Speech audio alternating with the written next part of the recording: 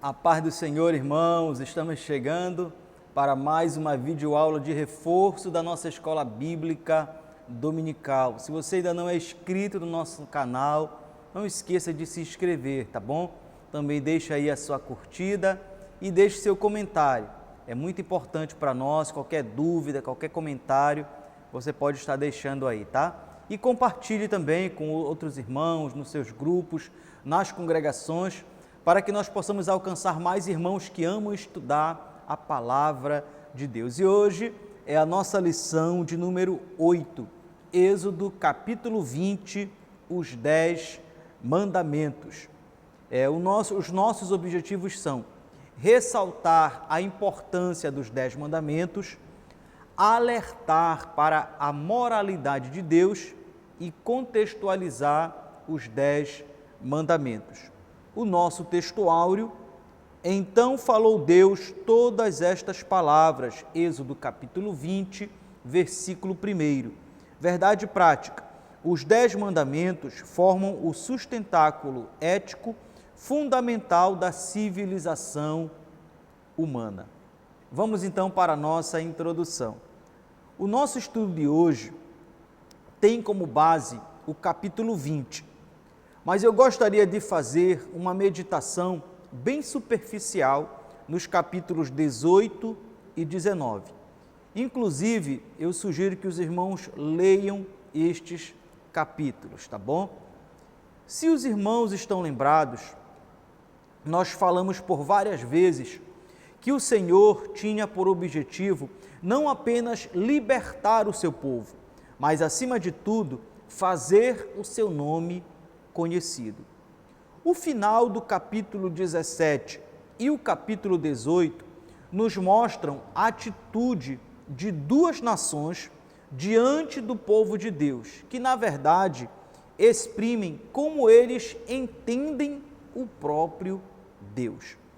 Sobre a nação dos Amalequitas, no final do capítulo 17, nós já estudamos como esta nação se comportou em relação ao povo de Deus, como o Senhor decretou o seu fim e como é dito no capítulo 25, no final do versículo 18, que Amaleque, lá em Deuteronômio, que Amaleque não temeu a Deus. Agora, em contraste à atitude dos Amalequitas, no capítulo 18 temos os midianitas, representados pelo sogro de Moisés, Jetro. O versículo 1 disse que ele ouviu todas as coisas que Deus tinha feito. No versículo 8, Moisés conta pessoalmente ao seu sogro tudo o que o Senhor havia feito. E o versículo 9 diz que Jetro alegrou-se. No versículo 12, ele oferece holocaustos e sacrifícios para Deus.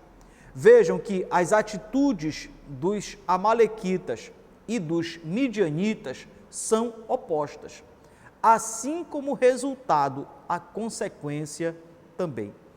Enquanto no capítulo 17, versículo 14, o Senhor diz que riscará a memória de Amaleque sobre a face da terra, no capítulo 18, versículo 12, Jetro, representante dos midianitas, participa de um banquete diante do Senhor.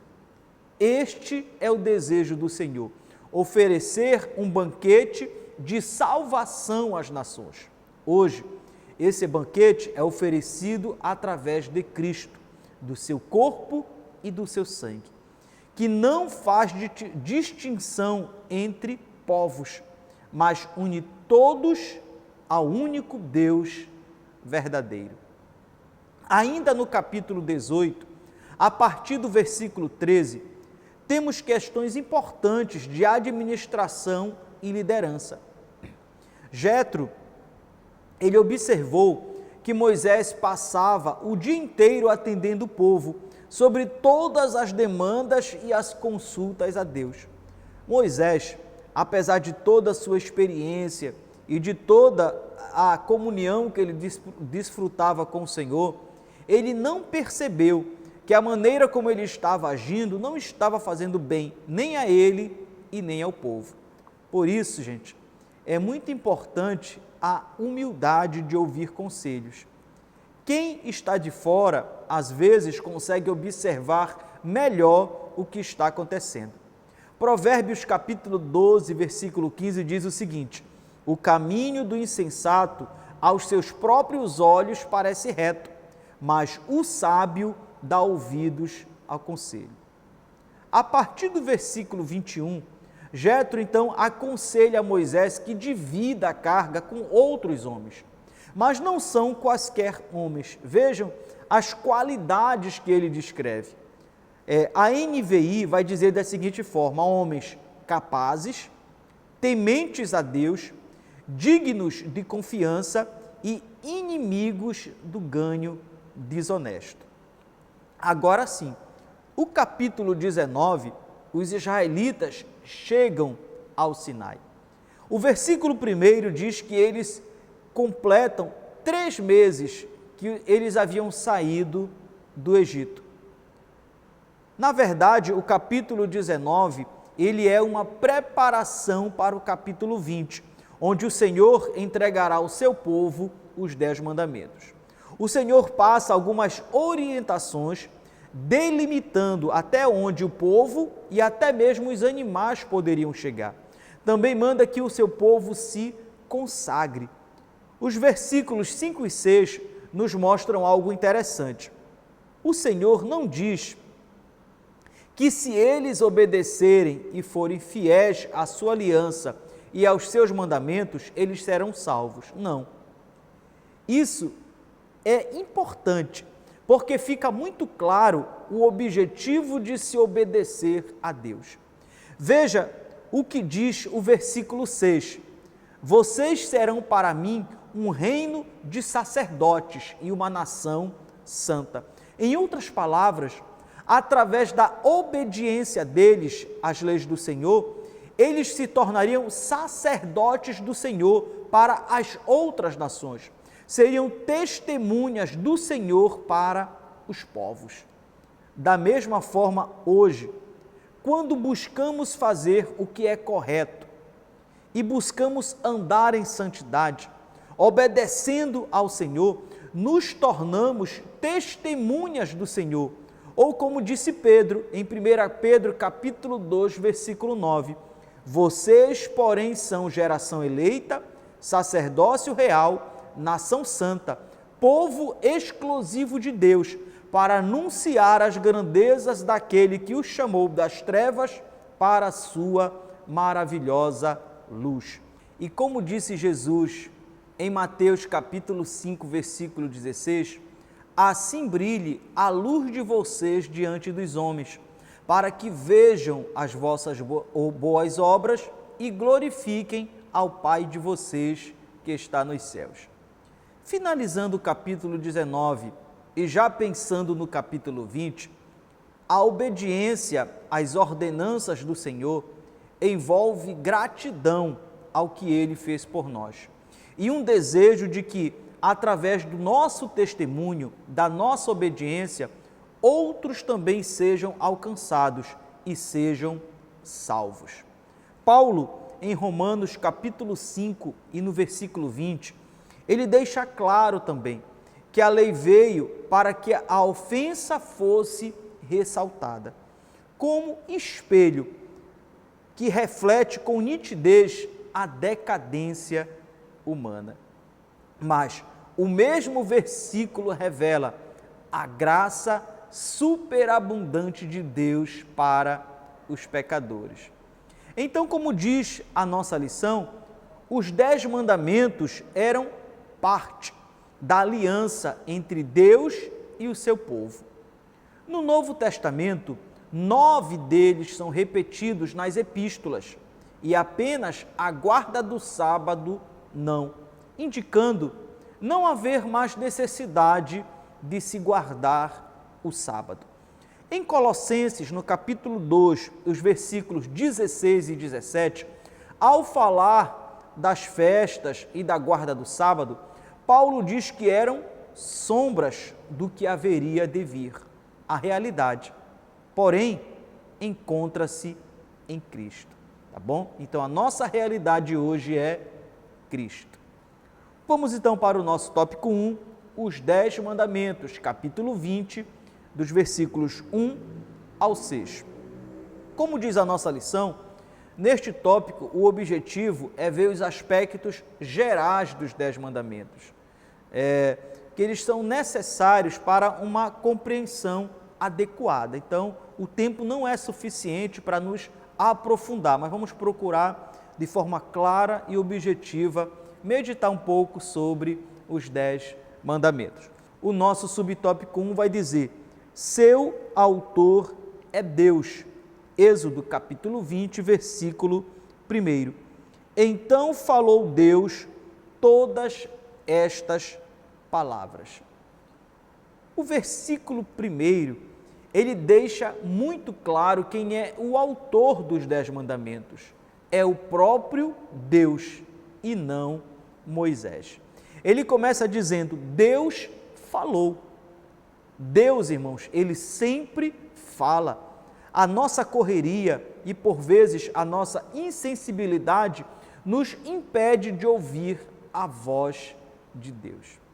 A Nova Versão Internacional, em Hebreus, no capítulo 1, os versículos 1 e 2, diz o seguinte: há muito tempo, Deus falou muitas vezes e de várias maneiras aos pais pelos profetas, e nestes últimos dias nos falou pelo Filho.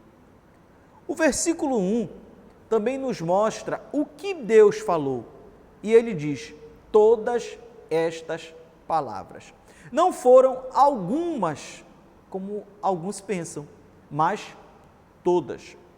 Os 10 mandamentos também são chamados em Êxodo, no capítulo 31 e no versículo 18, de tábuas do testemunho.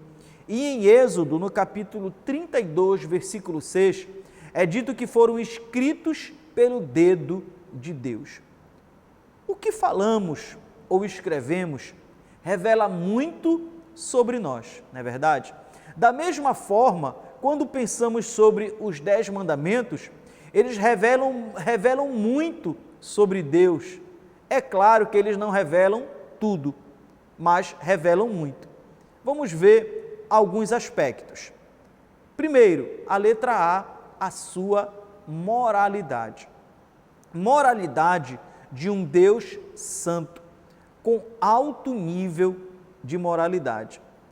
Segundo o comentário bíblico do Antigo Testamento, Matthew Henry, Deus tinha dado antes esta lei ao homem, estava escrita em seu coração, mas o pecado desfigurou tanto que foi necessário reviver o conhecimento dela. Logo, revelam também a decadência humana, a nossa pecaminosidade.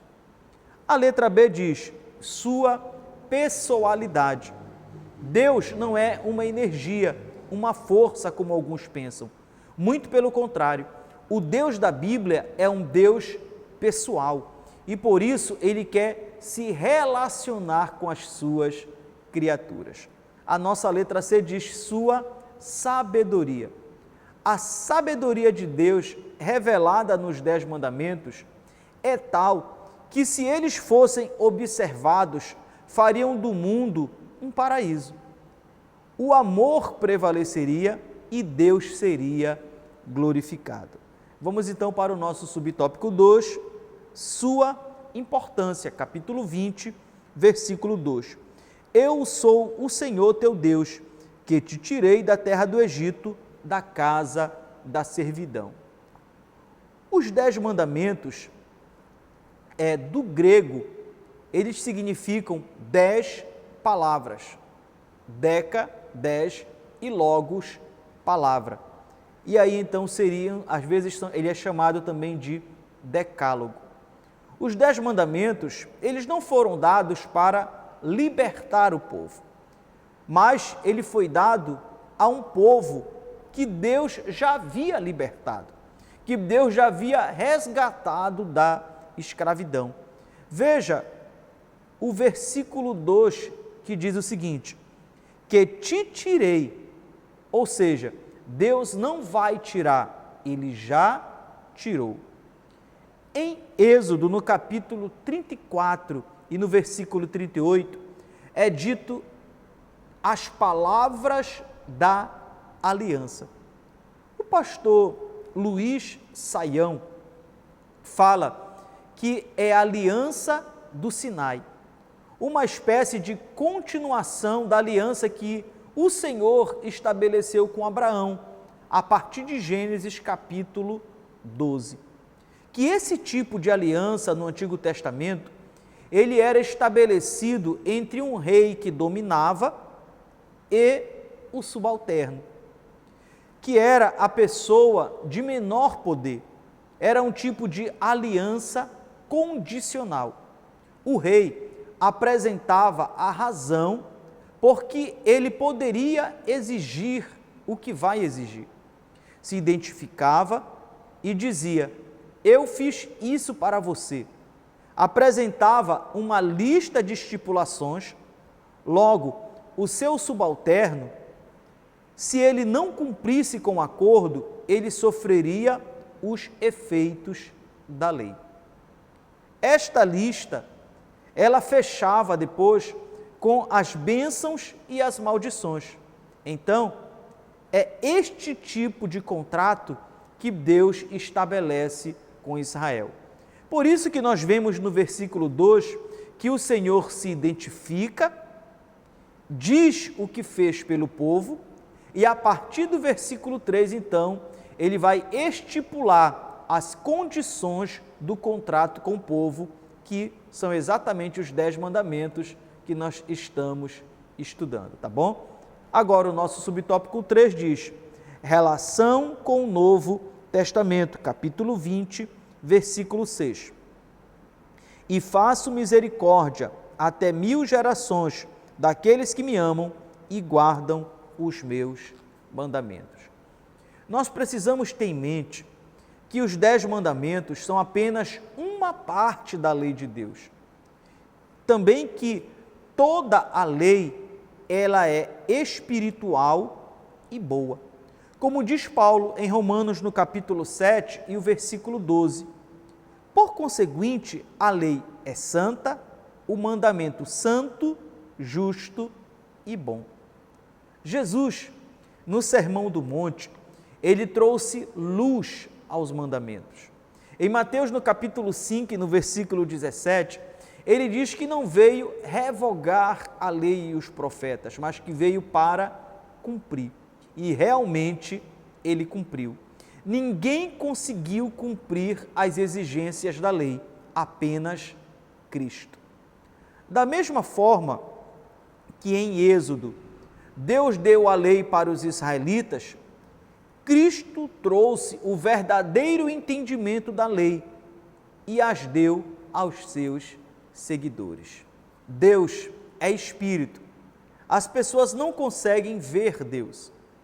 Quando a igreja procura andar de acordo com a lei de Deus, ela reflete Deus para as pessoas, cumprindo o seu papel de ser sal e luz. Isso não deve ser feito como obrigação, mas com gratidão. Quando você é muito grato a alguém, você procura fazer tudo o que a pessoa gosta, não é verdade? Por que com Deus seria diferente? Se somos gratos ao Senhor e o amamos de verdade, não será um fardo para nós cumprir os seus mandamentos. Jesus foi claro quando ele disse em João capítulo 14, versículo 15, se me amardes, guardareis os meus mandamentos.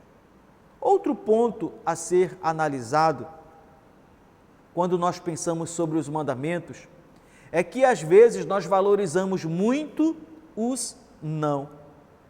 O que nós precisamos entender é que quando Deus diz não, na verdade, Ele quer nos poupar das consequências de praticarmos algumas coisas, como um pai que quer o bem para o seu filho. Então, irmãos, os mandamentos, eles são atuais. Jesus, em Mateus, no capítulo 22, os versículos 37 e 38, os resumiu nos dois principais que expressam todos os outros e de forma bem mais abrangente. Enquanto no Antigo Testamento a lei proibia atitudes exteriores, Jesus vai à alma e mostra que as intenções pecaminosas já são pecado. Por exemplo, quando a lei dizia não adulterarás, Jesus disse que o olhar para uma mulher com intenção impura no coração já é adultério. A nossa lição, ela trabalha também com os mandamentos, dividindo-os em lei moral, cerimonial e civil. E você pode também usar, através dessas divisões, para falar da atualidade dos mandamentos, tá bom? Vamos então para o nosso tópico 2, mandamentos verticais. Êxodo capítulo 20, dos versículos 3 ao 8. Quando nós observamos os 10 mandamentos, nós percebemos que a maior parte deles está relacionada com o próximo, isto é, 6 mandamentos. E apenas 4 estão relacionados a Deus. Agora, se os que estão relacionados a Deus não forem observados, certamente os outros 3 também não serão. O nosso subtópico 1 diz: não terás outros deuses, capítulo 20, versículo 3. Não terás outros deuses diante de mim. Como diz a nossa lição, os 2 primeiros mandamentos se completam. O primeiro diz: não terás outros deuses. Esta proibição, ela é muito importante, porque, como disse Calvino, o coração do homem é uma fábrica de ídolos. Com muita facilidade, irmãos, o homem coloca outras coisas e até outras pessoas no lugar de Deus. Alguém pode pensar também que o versículo sugere que existem outros deuses, mas na verdade não existe. Essa proibição é apenas para que o homem não coloque os seus ídolos, inclusive ele mesmo, no lugar que é de Deus em sua vida.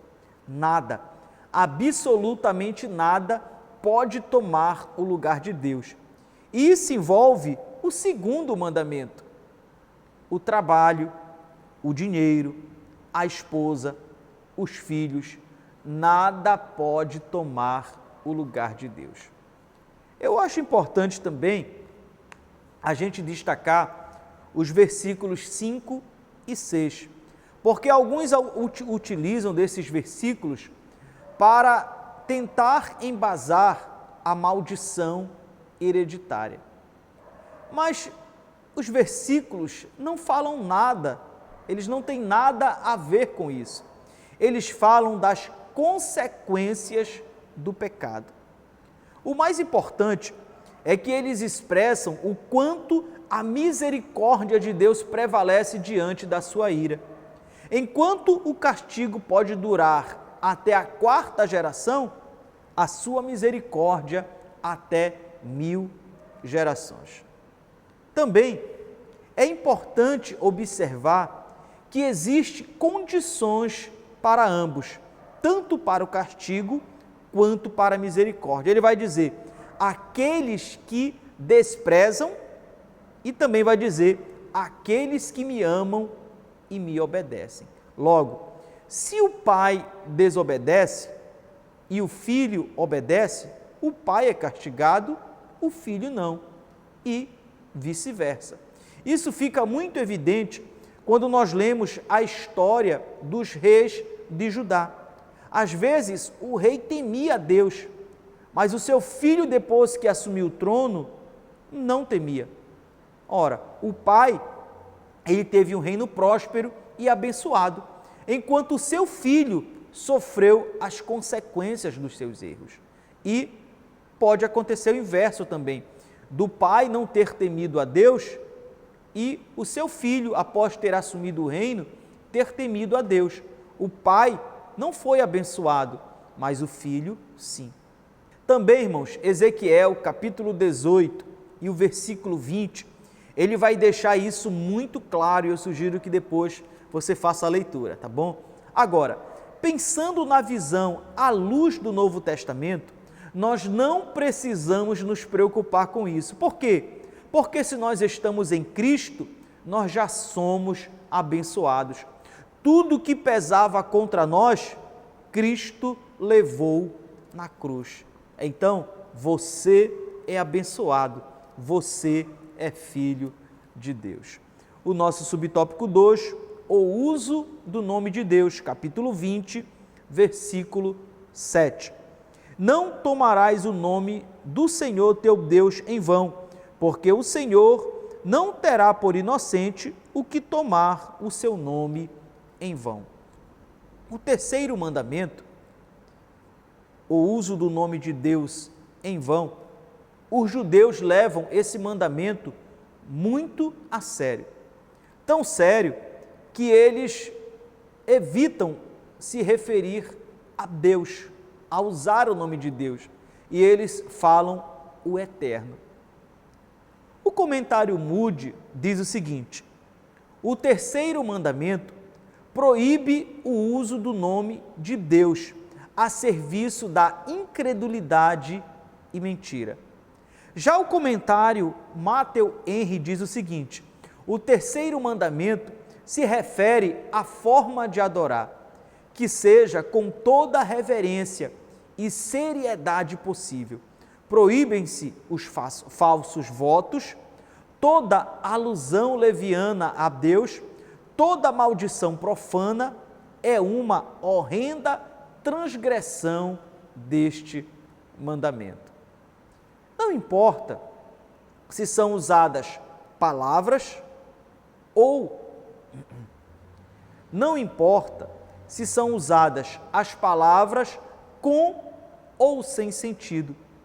Ele termina dizendo: todas as coisas semelhantes a estas violam este mandamento e não há proveito, honra e nem prazer nelas. Em Êxodo, no capítulo 3 e no versículo 14, o Senhor se apresentou a Moisés como eu sou o que sou. Depois, estudiosos dizem que passaram-se a usar o tetagrama que nós conhecemos. E séculos mais tarde foram acrescentadas vogais para que os leitores pudessem compreender melhor. Então, ficou mais ou menos Iavé ou Iahve. A Bíblia, da versão Almeida Revista e Atualizada, ela já traduz o nome de Deus para Senhor, tá bom? No Novo Testamento, em várias passagens, no Evangelho de João, Jesus se identifica como eu sou. Jesus hoje é o nome máximo para os cristãos, o Messias prometido. Como diz Paulo em Filipenses, no capítulo 2, dos versículos 9 ao 11, o nome que está acima de todos os nomes, e do qual se dobrará todo o joelho nos céus e na terra. Da mesma forma, nós precisamos entender que o nome de Jesus, ele não é um amuleto, nem uma chave espiritual. O nome de Jesus deve ser usado com fé, como certeza de sermos aceitos por Deus pela sua obra na cruz. Por isso, o nome de Jesus deve ser reverenciado. O nosso subtópico 3, ele vai dizer: o sábado de descanso, capítulo 20, versículo 8. Lembra-te do dia de sábado para o santificar.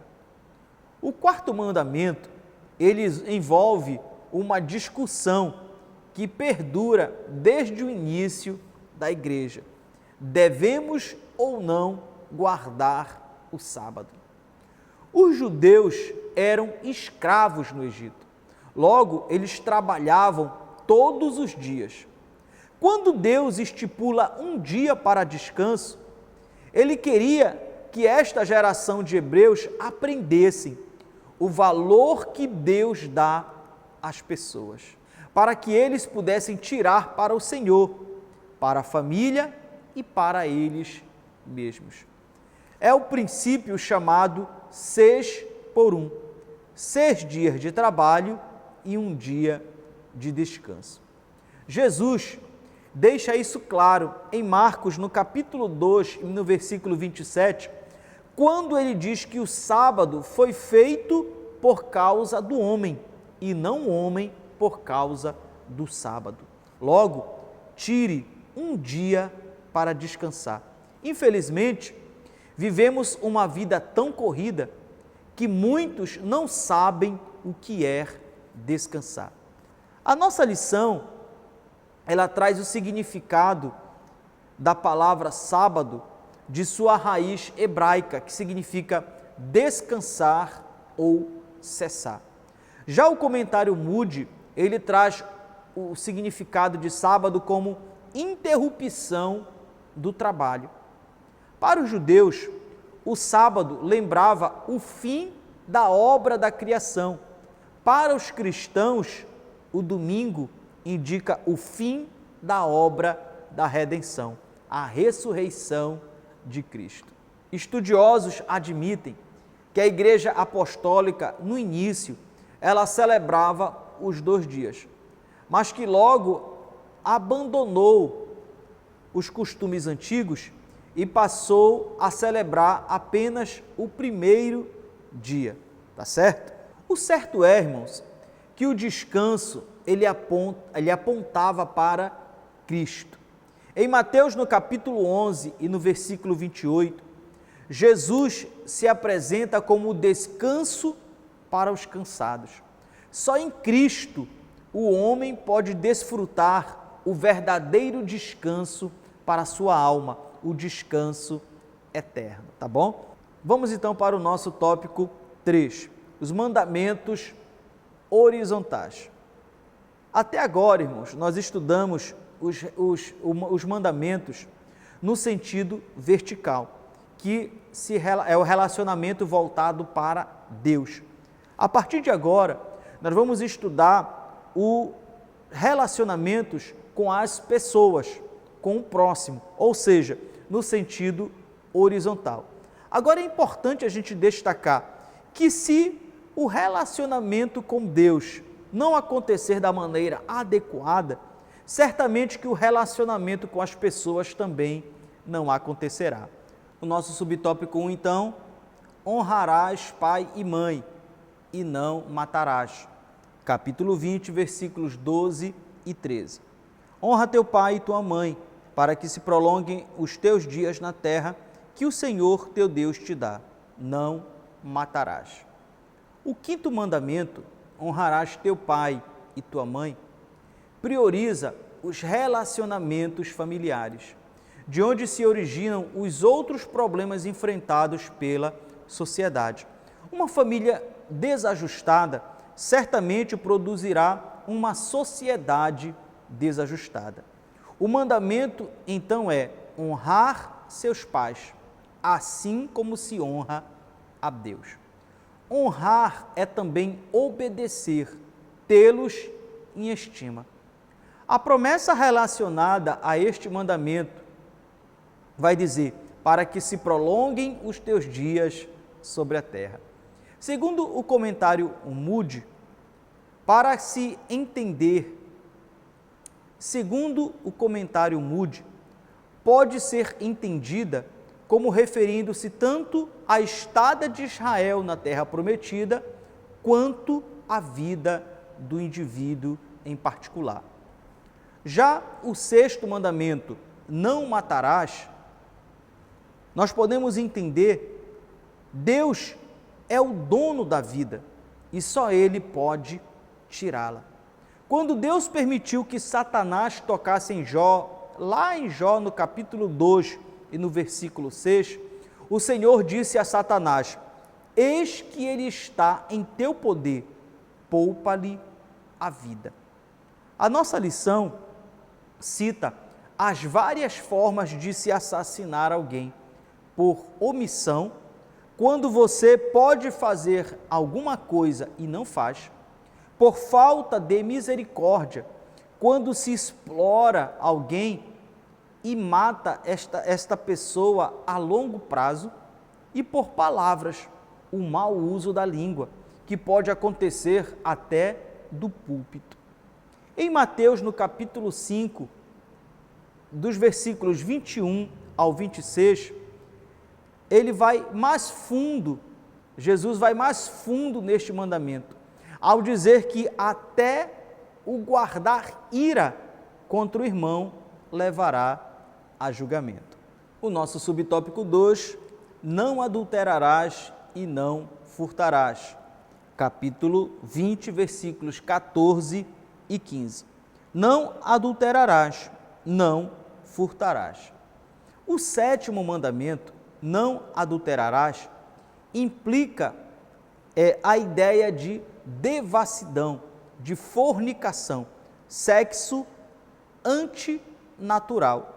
Depois, o seu sentido foi sendo restringido à relação extramatrimonial.